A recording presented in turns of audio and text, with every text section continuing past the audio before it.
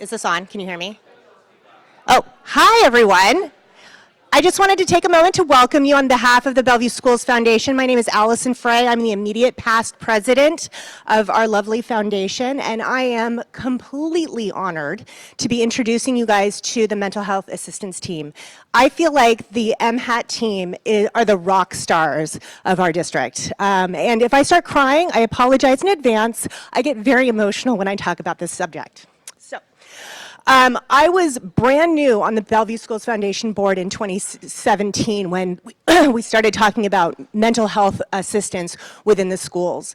We were talking about doing a suicide prevention program, and the Bellevue Schools Foundation was an integral part of getting this done. We met a lot with our previous superintendent, Ivan Duran, and decided on the Signs of Suicide program, and that's really when the MHAT team came together and the Signs of Suicide program was implemented district-wide. I was so excited to offer this. So excited to offer this to the other kids in our district that needed mental health.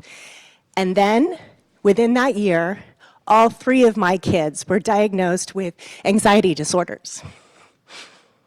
So, my kids have been struggling with their own mental well-being for the last 3 or 4 years now, and MHAT in their schools is imperative and a huge part of their day. When my kids get stressed out or have anxiety attacks, there was one time last year that my child couldn't get out of her own car.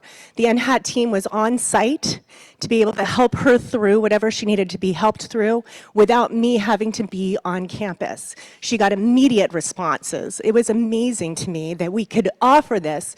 And just so you guys know, and you probably already do because you're here today, that things like mental health and well-being and interventions along these lines actually help with learning. Things like stressors impede learning, impede our students' ability to listen and to learn and to thrive, really, in our schools. So, we are so honored to have these forward-thinking people as part of our district, and I wanted to just let you guys know that this is one major piece of the puzzle, helping our BSD kids thrive in their world for a better tomorrow. Kerince Brown is the Director of Counseling for the Bellevue School District. In this role, she supports our K-12 school counselors and the mental health assistance team. Prior to the director position, Kerince worked as a secondary school counselor for almost 20 years in Central California. She had the opportunity to build a school counseling program from the ground up at the last 7 through 12 educational complex she worked at. Kerince has her bachelor and master's degree in social work, as well as her ESA certification in school counseling and the residency certificate for program administrator. Kerince is relocated to the Seattle area in 2020 after getting married in 2019. She also has a 25-year-old son who lives in Southern California. Jared Taylor received his master's in school psychology and doctorate in education at the University of Washington. Jared worked as a school psychologist and behavior intervention specialist for the Bellevue School District in Bellevue, Washington, for 22 years before switching roles to the coordinator of behavioral interventions and mental health services. In that position, Jared leads the mental health assistance team, which provides evidence-based mental health services. That the 4-year-old MHAT originated from his research at UW. Jared lives in Seattle with his wife and 2 teenage daughters. So, big round of applause for our rock stars, the MHAT team. Thank you so much. Really appreciate the heartfelt introduction, and also appreciate all of you coming out here today to hear about our program. For those of you who have seen us present in the past, we're going to do things a little bit different. We wanted to kind of mix things up a little bit, so we're all going to present for about a half hour or so, and then open it up for Q&A as well. So definitely want to hear kind of your thoughts, perspectives, concerns, anything, ideas, recommendations, all of that. So I just wanted to show you, this is our team for this year. So we expanded significantly last year from 4.5 FTE to almost 19, actually this year to 20, which is just great. We added elementary this year. So I just wanted to give you a sense of who these people are. So yeah, that's the team. They're awesome. They're great people. So for those of you who are not familiar with MHAT, just kind of want to give you a brief overview of what it is, so that you kind of have a sense when we talk about the data and all that as well. Essentially, what MHAT is a team. It's a mental health assistance team, and we conduct screenings using the BIMAS 2. And when we see students that are showing some concerns, we offer them counseling services, and they're short-term counseling services. They're voluntary services and does require parent permission as well. The mental health assistance team is based on a framework based on implementation science. And the part of the reason why it's structured the way it is that we wanted to create a systemic approach towards service delivery for students. What's happened in the past is rather than hiring a bunch of counselors or school psychologists or social workers, and we would put them out in the field and then other tasks would take over. And so we wanted to dedicate specific time towards mental health services particular as well. For those of you familiar with multi-tiered systems of support, it's a way of organizing interventions. We're kind of at the tier 2 small group individual level, so kind of a mid-range in that. It is an interdisciplinary team, meaning that we do have psychologists, counselors, and school social workers. Probably a mix of more psychologists and social workers than school counselors, but we do have a few. It's data-driven. I think that's what you'll see in the presentation here, and I think what's been helpful for the team to kind of have some success is that we use data to inform our practices, and we have certain goals that we try to meet, and if we're not meeting those goals, we need to make adjustments as well. And lastly, second to last, is that we want to make sure that when we are working with students that we're using practices that work.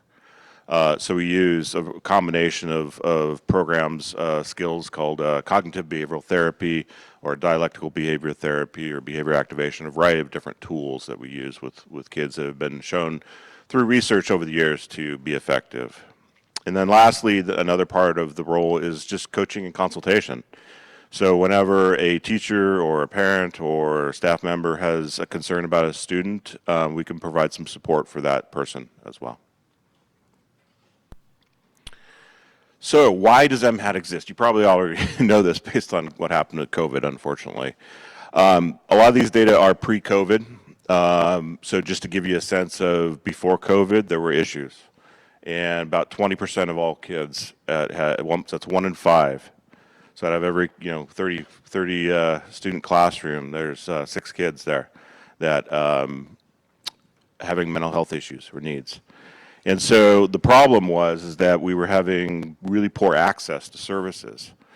And so, and schools were often the place where these services were being asked to be provided because as Allison mentioned, if kids are not in a good space emotionally and socially, they're not able to learn. And so when we were looking at our DNF lists and issues like that, and a lot of it had to do with mental health, frankly. And so adequate services by the community tries, but it's hard to get kids from home to agencies and things like that. And oftentimes evidence-based practices are not used. So with MHAT, we have 3 main principles, 3 guiding principles, essentially. And this is kind of developed over time. We've kind of honed our messaging around this. And it's really to increase, first of all, foremost, the identification of students in special with needs, mental health needs. And so, we going back to that 20% there, we want to make sure that we find all those 20% of the kids, at least offer services. Not all those kids want or need services, but we at least want to be able to offer them that. Oops, did I go back? I went back too far. There we go. So to do that, we provide the screening tool. But students can receive services by referral as well as through the screening tool. We want to increase access to mental health services. And so we have all these new people this year. We over tripled our team last year. So we last year, we'll show you some data on how many students we served. And then we want to increase positive outcomes. So we want to make sure that we're using good tools, as I mentioned, to make sure that kids are doing better at the end of the services. So I like to add a little bit, this is kind of dry, so I like to add a little bit of humor into the cat curling there. Yeah, okay, okay. We can watch it, see what happens. Okay. Oh, that was good. That was a good one. So anyway, this is tough stuff to talk about. So I think it's emotional for a lot of people. So what are our other goals? So we have our three priorities, but our other goals is to also identify students with suicidal ideation or suicidal thoughts, and we want to make sure that we intervene appropriately. So to do that, and Bellevue Schools Foundation has been an amazing partner with us over the years. They helped us create or to get the funding to bring signs of suicide into this district many years ago. And so we've continued with that, and they've continued to support us, both the MHAT and Signs of Suicide. We wanted to employ more school-based mental health providers, and so we kind of we've done that essentially. We want to improve service delivery. We want it to be quicker, easier access for students.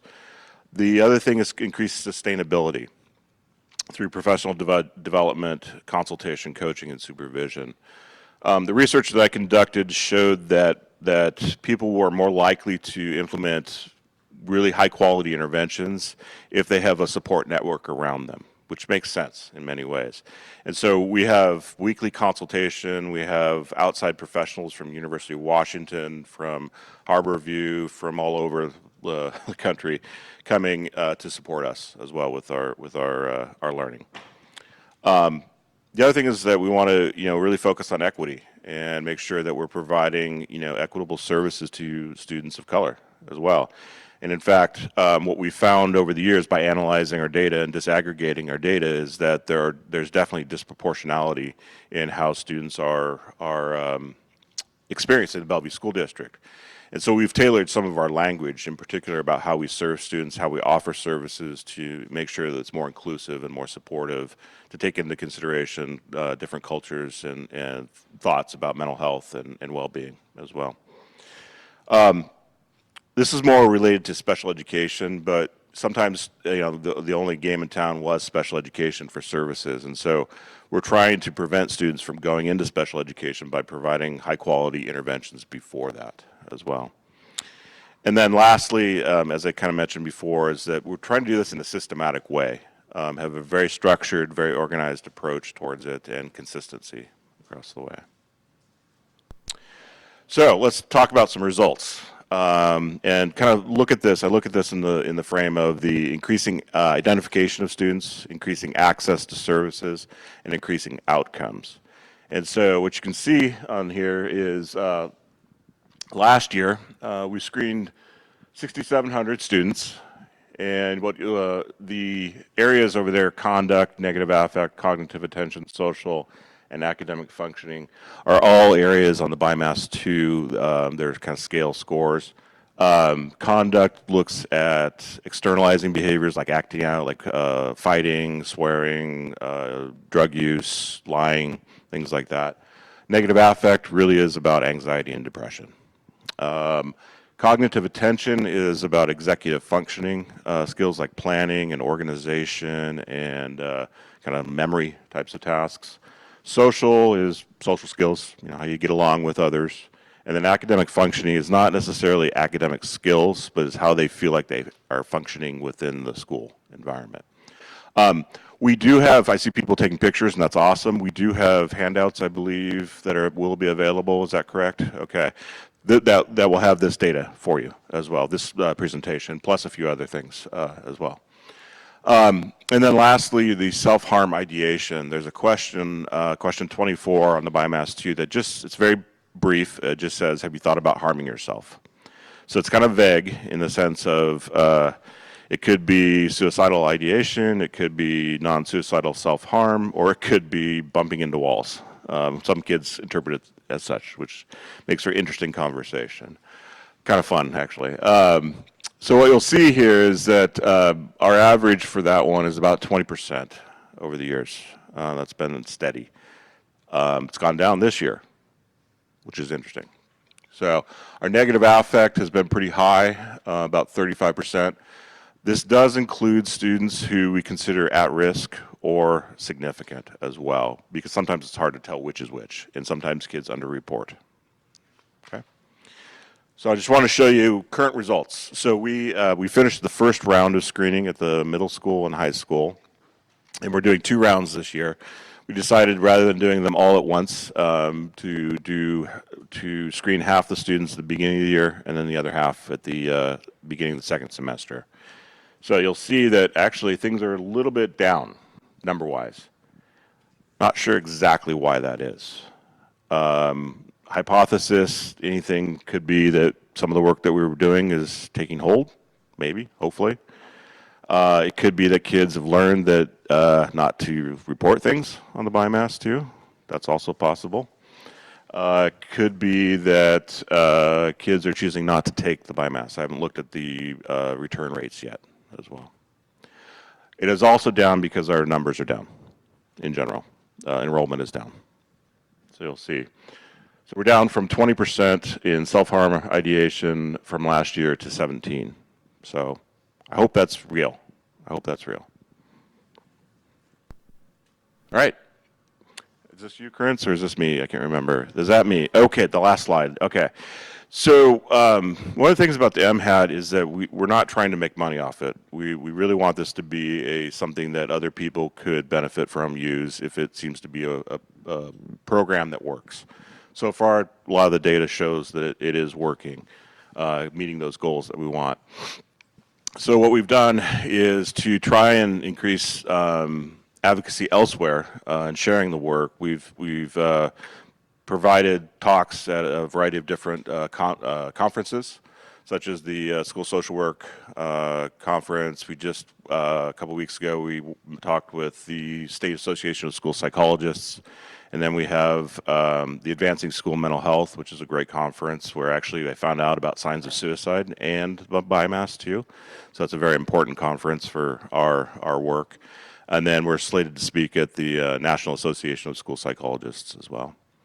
We also have worked with other school districts to kind of share our information. We share our materials readily. They're not proprietary, so we were happy to provide any form of consultation and support to other schools. So, and I think Kerince is going to talk next about our collaboration efforts. Yes, thank you so much, Jared. Yes, before I get started on the information piece, I just want to take a moment to thank the Bellevue Schools Foundation for inviting Jared and I to be here to share with our community what we are doing in terms of the mental health assistance team and how we're supporting our students in the district, but also just sharing a little bit also about what that's going to look like in the future potentially. So we really are honored to be here to share that with you.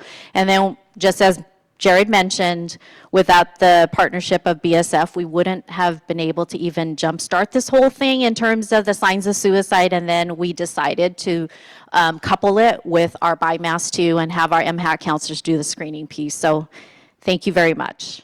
Okay, so kind of just continuing that, just what Jared shared about the national conferences and what MHAT, it's just the framework and how we're sharing our information with whoever is willing to listen. And just like Jared said, we're not, we're not getting funded for it, or we're not taking any payments or anything like that. We just think it's such a great model that we hope all school districts will steal it and then, implement it at their district.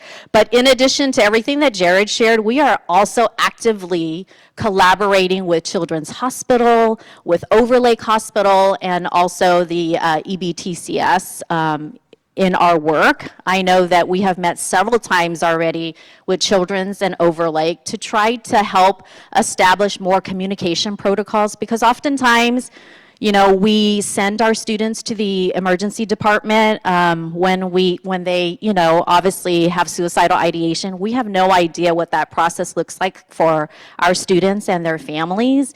And so we're trying to understand that a little bit more by having open communication with Children's and also Overlake, so that we can share that with our families. This is what it's going to look like when you get there. This is the process. The other piece too is we have been able to get like backlines. Our counselors, our school counselors and our MHAT counselors will then also be calling the backline to share a little bit of information before that family gets there.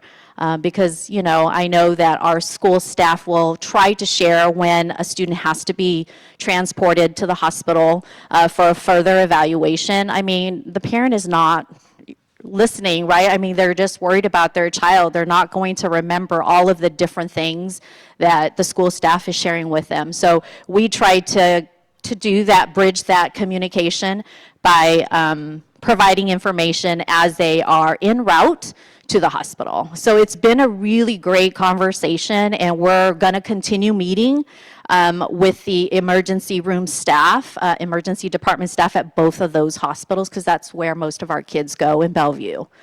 The other piece that's very unique is that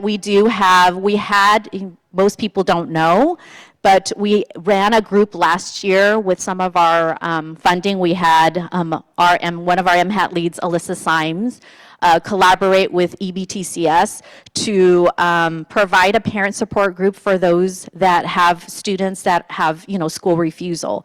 And it's a small pilot program. Obviously, for the group, it's like 8 or 9 families, and Jared, I think, participated in that last spring too and helped facilitate that group. And we are planning to have one more session or run another session of that in January. And so Alyssa is working on that piece. So just wanted to share that with you.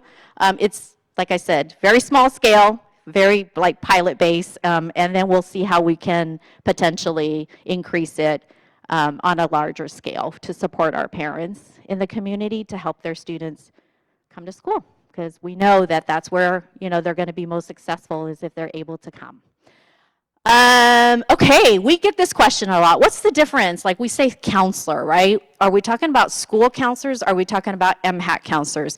So I just want to take a moment to share the difference, like the main difference. Obviously, you guys can read this, but the main difference would be our school counselors, there's 3 domains that they're focused on. It is academics, college and career, and then of course the social emotional piece is what our school counselors are focused on. That's why you see here on this side of it, you know, school counselors are helping with course selection, right? Graduation requirements. They're helping with college planning, running starts, and then there's small pieces of the social emotional pieces, but our school counselors are, if they're engaging in counseling with students, it's going to be brief solution focused counseling. It is not going to be long term. It's not going to be even like 12 to 15 sessions. So when that's our school counselor's role. Our MHAT counselor is the individual that is going to not only support the signs of suicide lessons in the classroom, that individual is helping with the BIMAS 2 screening. That individual is going to then also offer to your students, if they meet the criteria and qualify, 12 to 15 sessions of CBT, DBT, and other evidence-based practices that our team uses to help your students. And it's mostly for trauma narratives, for anxiety and depression. So that's really the main difference. Our MHAT counselors have the ability to focus in the counseling pieces when our school counselors have so much more on their plate. They're just, you know, they've got too many things that they're not going to be able to have 12 to 15 sessions with your students. So that would be probably the main difference. All right, we were told that, you know, we take MHAT for granted in our district. And of course, you know, Jared and I are knee deep in MHAT, so we just figure everybody knows about MHAT. But the reality is we are unaware of any other framework, any other program like MHAT in the, you know, nearby districts or even in the state or, I don't know, nationwide, Jared. Like, I am not aware that there is such a framework that is available. So we really want to spend just a moment to recognize and just to say that, you know, we are so blessed in the Bellevue School District for our students that they are able to receive the services. So, you know, we already talked about the signs of suicide curriculum that our 7th through 11th graders receive. And the screening for the BIMAS 2 if they end up screening in on item 24. But I think this is the big piece, the school district employed service, providing the services rather than an agency coming in. What we have learned is that knocks down a ton of barriers, a ton of challenges for our students and then for the system as a whole. Because if we can have our school counselors, our psychologists, or our social workers with additional training be able to provide the services, our students can receive services and then the next day as soon as they get consent back from parents versus the long wait, right? Even if we have an agency that we're referring the student to, there's an intake process. Then there's waiting to get connected to the service provider. We do have some of our agencies come into to our schools to provide mental health services. There are still challenges because the individual that is coming is not an employee, right? They don't know the system. They don't know the staff. They don't know the bells. I mean, there's all these nuances that somebody who is actually a full-time employee at the school providing mental health services, it just really has been one of those things that I just am so excited to see that how our kids are being able to get services so quickly. And then the other piece is we do track student progress. We do progress monitoring with our students during their 12 to 15 sessions. Okay, I get a little excited about this because this is new this year. So our elementary MHAT expanded this year to 2.5 FTE. I keep telling everybody that it's a small and mighty team because it really is. We have 2.5, but we have a social worker, we have a school counselor, actually 2 social workers and a school counselor as part of that team. And they are very skilled, very experienced, tons of training. So we are really excited to have them be a part of this. But I want to just take a step back and share with you the reason why this expansion happened this year. Last year, the MHAT team, Jared and myself, unfortunately, we were called to support elementary schools in a variety of crises. We had quite a few of the students at the elementary school just have really big behaviors. They're just really dysregulated and couldn't be in the classroom, but coupled with suicidal ideation and suicidal behavior, and our administrators just didn't know what to do. So they contacted us a lot to come out and help with crisis response. And so because of that, that was when we got approved to be able to increase to support our elementary schools as well. So there's 2 pieces of our elementary MHAT. It's very different. Well, I wouldn't say, well, it's different than our secondary MHAT because the focus for elementary MHAT, because it's much smaller, only a 2.5 FTE, we are really having our MHAT counselors focus on collaborating with the school teams, coaching the school teams. And so those pieces versus like direct services and providing counseling to individual students. So all 18 schools get crisis response. So they now have an elementary MHAT counselor that is assigned to them. So if they have a student that they're having a crisis with and need support, then they're going to call us and we will come in and support that piece. But the piece that I'm really excited about is this tier 2 intervention piece. We are opening up to go with the goers because we are a very small team. We obviously cannot roll this out large scale, but we have opened the invitation to elementary admin teams and counseling teams if they are interested in doing the BIMAS 2. At the elementary level, it's teacher reported, and usually it's by grade level is how they've been doing it. It's an opportunity to screen our younger kids and then put them in intervention 6 weeks to 8 weeks interventions. So it's a very proactive approach versus waiting for a crisis to happen. So we can see that in the long term, our hope is that once these, the tier 2, BIMAS 2 pieces are in place, that we're gonna see less of the crisis happening. That's our hope. Fingers crossed.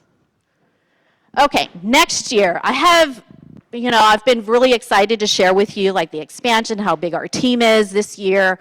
We're at 19.7 FTE, but we do have some little bit of bad news to share too. We are not sure how much of our team we're going to be able to keep intact given the numbers, the district enrollment is down significantly, given that the ESSER funds, the federal funds that paid for the increase, is going away at the end of this year.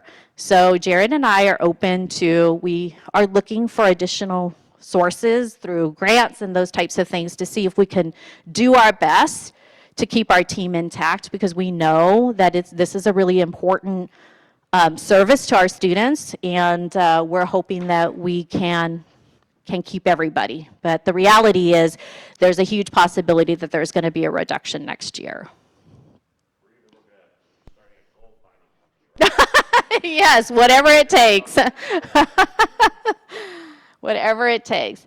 And then, I just want to make sure that, resources, we always want to make sure we equip our families with resources. Our district website now, if you haven't had a chance to take a look at it, there is a button for mental health, and on there's information about suicide intervention and prevention, anxiety and depression, there is substance use, there is eating disorder. I mean, there's a lot of information here on our main page. So if you haven't had an opportunity to check that out, please do so. It actually is also at every school in the district on their website. It will link directly to our main website, back to here. So really great source of information. On there as well is all of the community forums on mental health that we have done in the past. Jared and I have done quite a few of them during COVID, and the nice thing about that is it's recorded, so families can come in and watch it at their own time whenever it's convenient for them. And then the last thing I want to say is that we do have additional handouts in terms of resources for you guys in the community. If you have a student that might be struggling, that you can use the resources, the additional resources, and I think Michael and Juliet will then send those out at a later time. And then I almost forgot the really important thing that I wanted to share is the 988, that suicide and crisis line. They now have, since July, switched it over to this very simple, share it with your families and friends, and it's 988. You can text it, you can call it, very easy to remember, and there will be somebody on the other end to help support the individual through whatever they're going through, versus like this 1-800 number that you have to, that long number you still have to remember. So with that, I don't have anything else to share at this moment. I'm going to hand it over to Juliet, or we're going to open it up for Q&A. Great. Thank you, Kerince, and thank you, Jared. That was fabulous. And we are really honored to be working with Jared, Kerince, and their partners on the mental health team, just to quantify the foundation support. And for those of you who are familiar with the foundation, you know that we fill in the gaps, but that are not covered from federal, state, and local funding in the district's budget. We support early learning, computer science, teacher certification, but mental health is our largest investment this year. We are supporting their team with $180,000, and we are cognizant of their potential reduction, and we would like to increase that support. The way that we can do so is by raising more money. So in the same vein as Kerince noted that they are looking for grants, we would also like to ramp up our support. So by giving to the foundation or referring us to funding sources, you can help their team stay intact as well. But just wanted to, again, thank them for their hard work. They are on the ground, and they have some of the hardest days of anyone in the district. And so we are really thrilled that they are allowing our students to thrive academically, socially, and emotionally. So we are now going to jump into a Q&A, and so this is your chance to ask Jared and Kerince anything on your mind related to mental health. You can also ask any questions that might be on your mind related to the foundation, and we will do our best to answer. So just raise your hand. I have a microphone, and Radhika over there also has a microphone, so we can cover both sides of the room.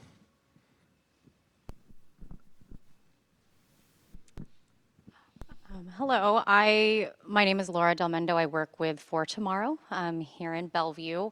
I live, work for, and I have kids who attend the Bellevue School District. So I wanted to thank you both for what you do. My kids are not in middle school yet, but I do have a younger child who is experiencing a lot of social, emotional trauma during COVID, and even when school kind of started back. His first year in school, kindergarten, he spent online. That was really hard. And then when he was actually able to go to school, he was really excited, but cried for like a whole week when he came home because he didn't really know how to kind of get back into it. But teachers and whatnot really helped it. So I truly believe in all of this.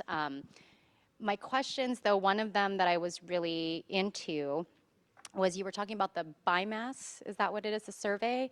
And I That's was correct. wondering, you know, you said the numbers were really down this year, or at least the first couple months. And are the students that are staying in homeschool being surveyed as well, or is this just for students who are in person? Yes, we are serving the digital discovery school. Yeah. So Okay. that's coming up in about a week.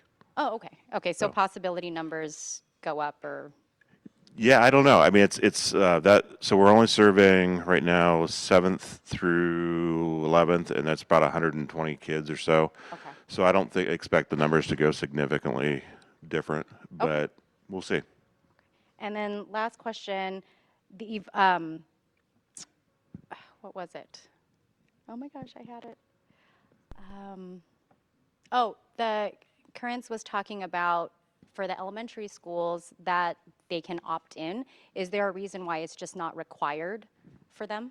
Because we don't have the staffing available. It's only 2.5. So if everybody decided they wanted to have the BIMAS done, we wouldn't be able to support that. So, and plus it's a new program, and the way Bellevue does things is let's go with the goers and see that we roll it out small scale and successful, and then we can scale up. Okay, but like, let's say a school that didn't opt in at first kind of ramped up and started to see a lot, they can Absolutely. an MHAT? Okay. Yes. We are Yes. meeting with schools on a regular basis and using one strategy that we use is called motivational interviewing, Okay. which really looks at how do we get people to help recognize the change that they need, essentially, and we're using those processes with school teams as well. And what we found was that by presenting the data, so we tried this last year. We've tried it a couple times at Stevenson Elementary, and we did pre and post test data using the BIMAS too. We found some positive results, positive increases. We're presenting all of that, and as Kerince said, it's really, some of the schools are really quite swamped. But we are working, and I think as what we found with MHAT is if we go at it slow and steady, it will increase, and I do believe that this will happen. And the other possible reason why a school may opt not to participate at this very moment is that once we screen and we have the data, we need to do something about that data, right? So if we find that students need interventions, they have to have the staff ready to support and run those groups. So that's the other piece, that they may not have the staffing capacity Great at the questions. moment. Yeah, great questions. Hi, thank you for your presentation. I have a child who's transgender and in elementary school, and I'm curious, obviously we're kind of terrified about getting through middle school and the high rates of suicide. Yeah. Sorry, so I'm Yep. really curious how you support kids in that at-risk community. Well, I appreciate you saying that, and that is a focus of ours. Inclusivity is very important. I think the methodologies that we use primarily is cognitive behavioral therapy plus. So we don't necessarily single out gender identity or sexual orientation or anything like that. However, we do have additional supports that we can pull in as well.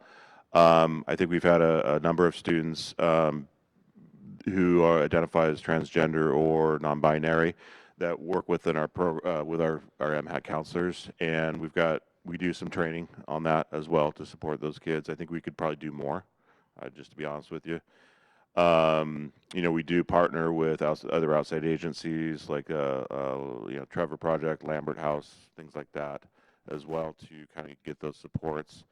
It's also it sounds like it's also challenging because sometimes there's the conflict between the student and the parents as well, and so trying to help navigate that is a big part of that as well.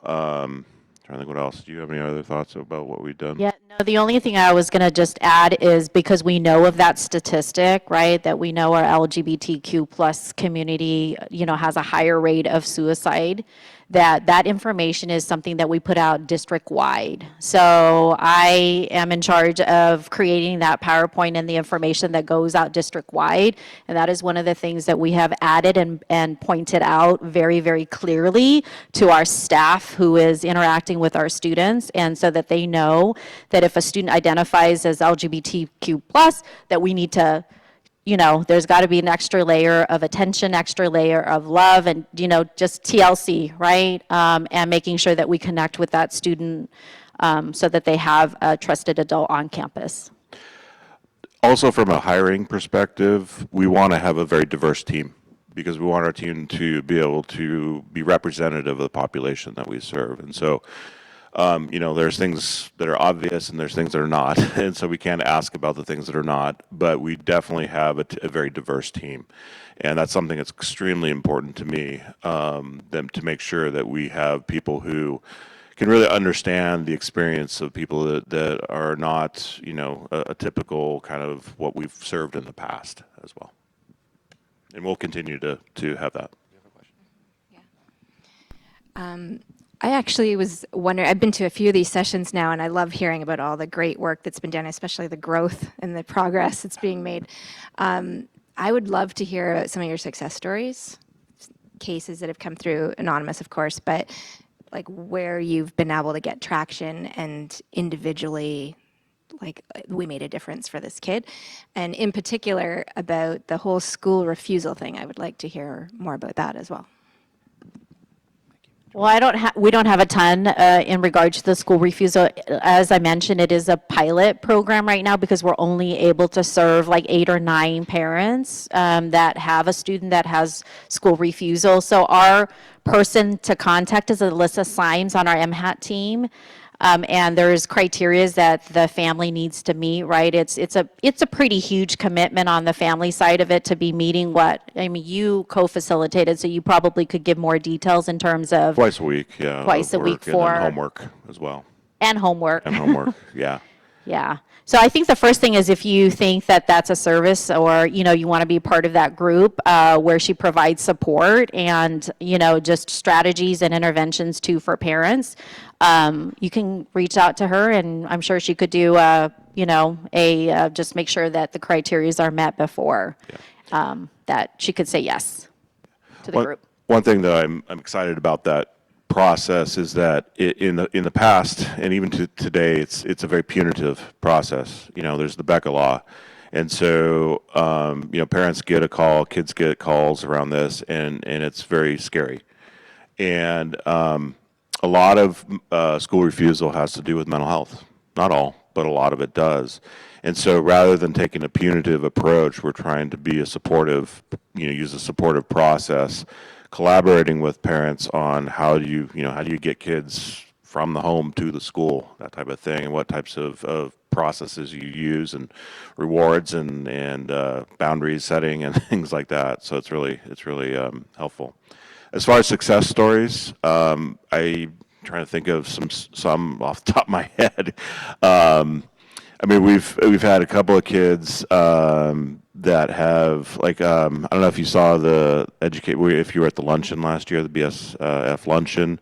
We had Rosie last year. I'm using her name because she's out there. She was a newcomer to the United States. Immigrated about 2 years ago during COVID.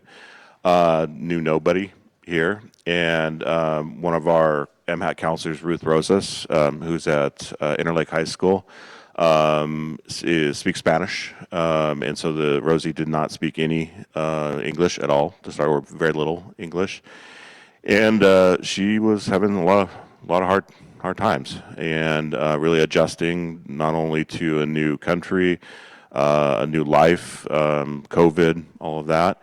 and I think she got her into wrestling. Is that correct? Yes, she got her into wrestling, and that's been a huge success for her. She's kind of turned a corner. She still has ups and downs. I think she would be the first to say that. But she's doing so much better, so much better. I'm trying to think of any other. I mean, we get notes. I asked so I don't serve kids directly because I'm kind of coordinating the program, so I don't hear every story. But I ask them to send me stories, and I do hear the thing. The kids are so thankful as well, just to have that person in the school to be able to talk to when there's a problem. They can go to them, and they know them. So. Hi. Yeah. I'm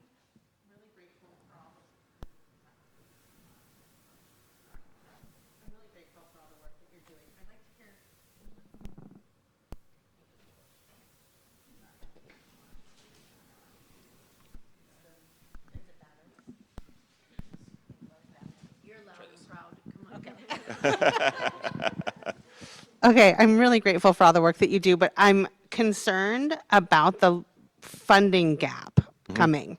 Can you talk more about, do you know a little bit more about the bottom line? Like what is dropping? And can the BSF or somebody step, like how much, what does the gap look like? And how are we going to fill it? Because I would hate for these services to go away. Yeah, me too. Same here. You're definitely on the same page as we are. We don't know yet because I know that information in terms of like the district is going to have to reallocate the current funds, right?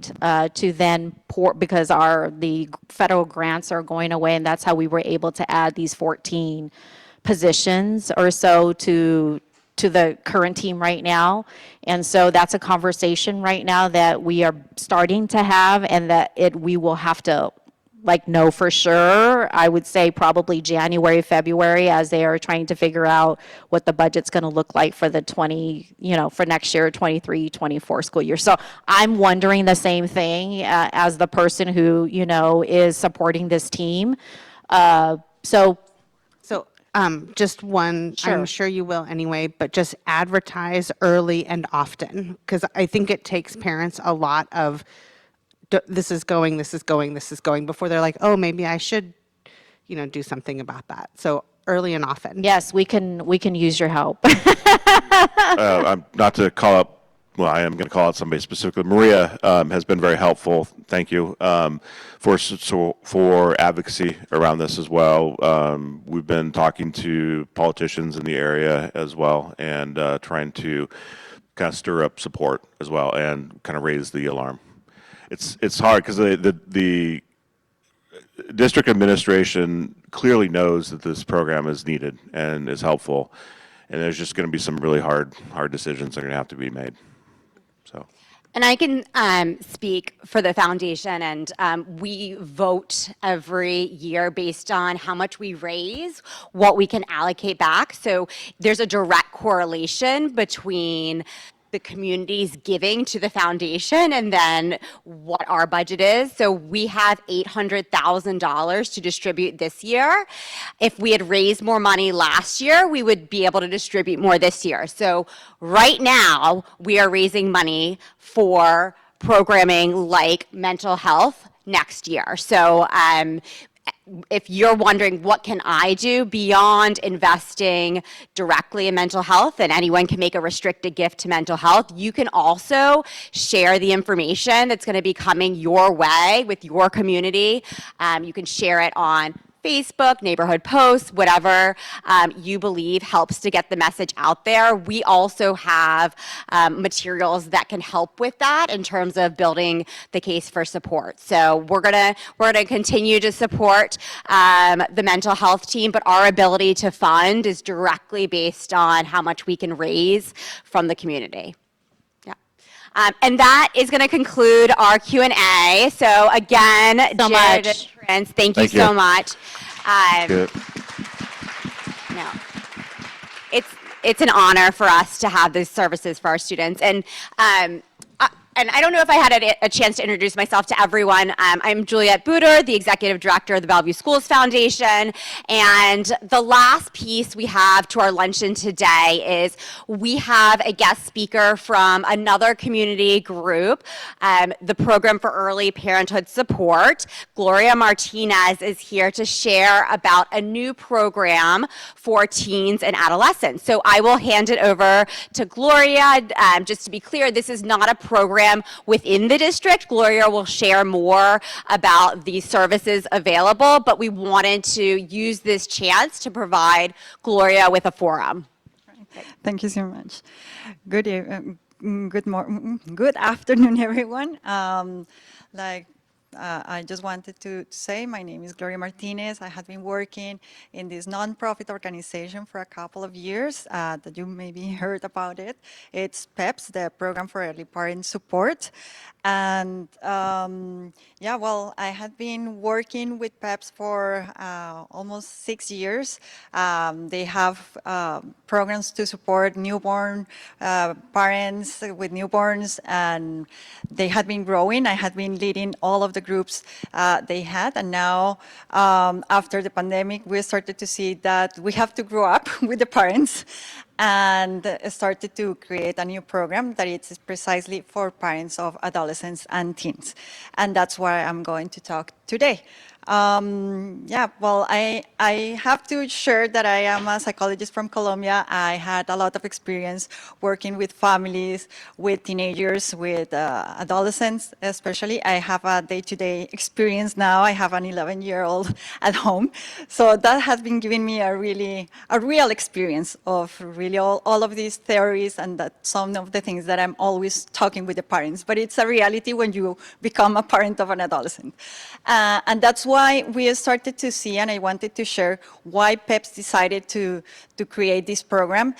We were seeing that precisely most of the parents were receiving a lot of support during the early years, and that was decreasing when the kids were growing.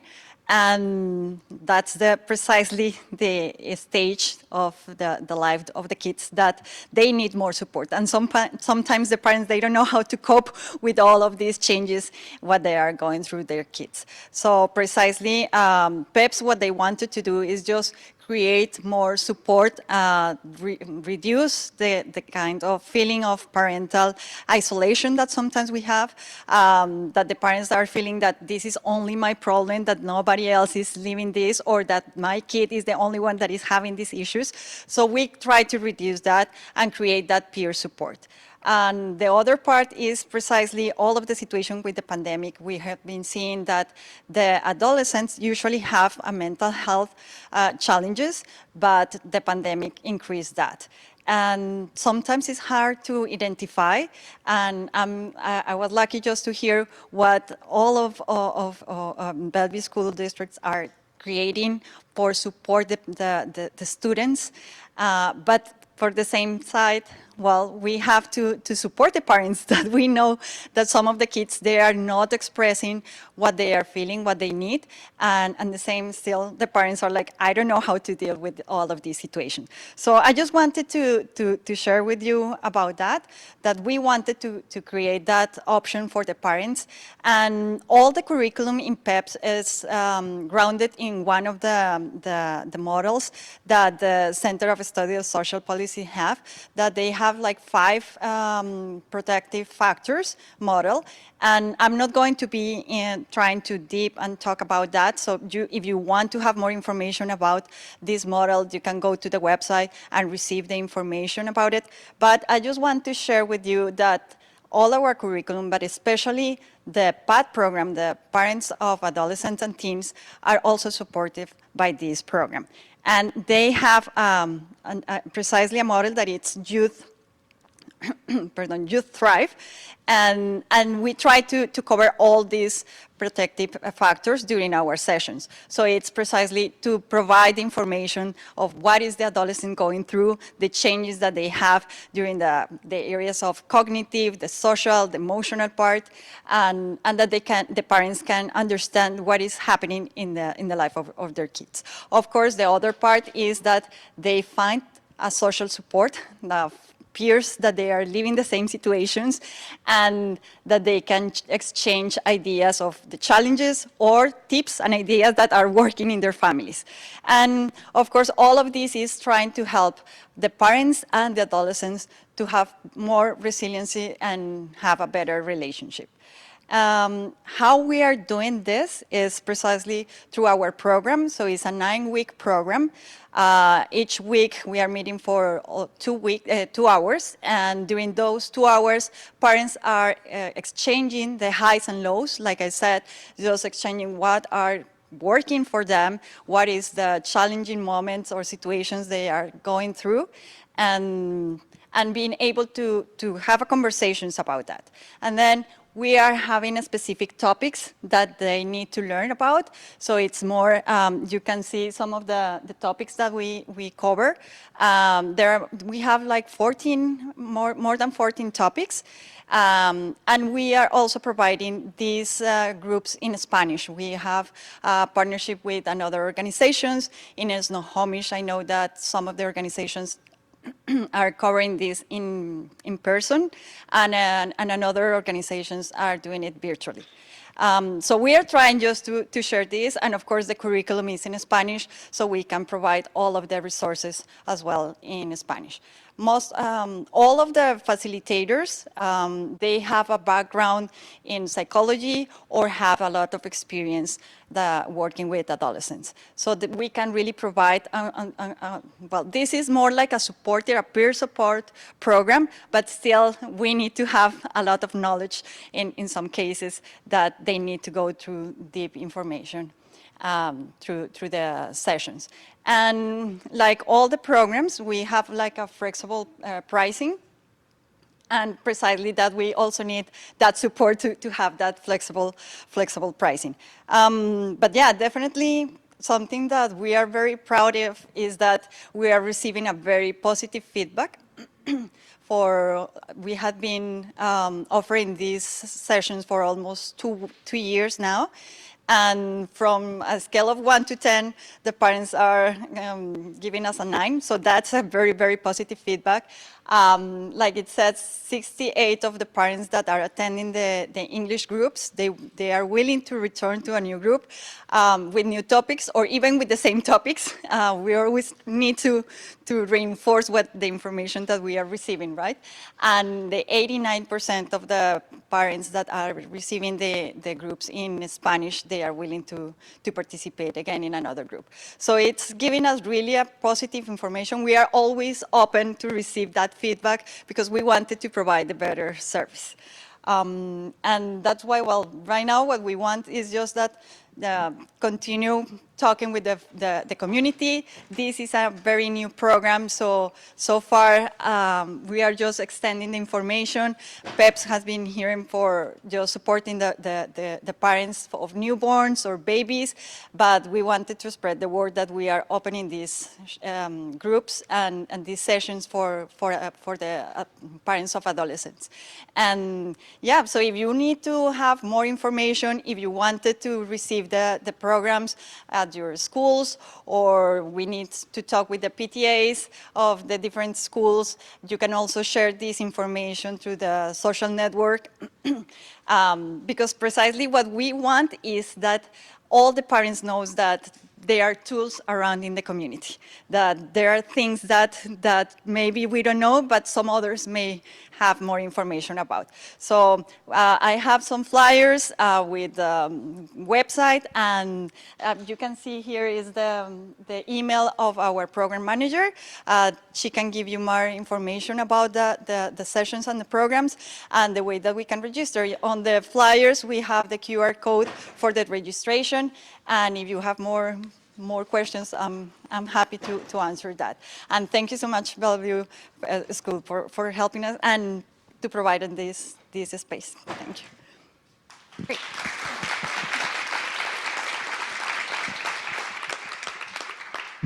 Great. Well, that concludes our Education Connections for today. Our next event is going to be on February 14th. If the Bellevue Schools Foundation staff can raise their hands, you can ask us any questions about the foundation. Our trustees, I think, are on the left side of the room, not to call them out, but you'll find some of them over there. And we will be sending out the slides and the information via email, so be on the lookout for that. Thank you for coming.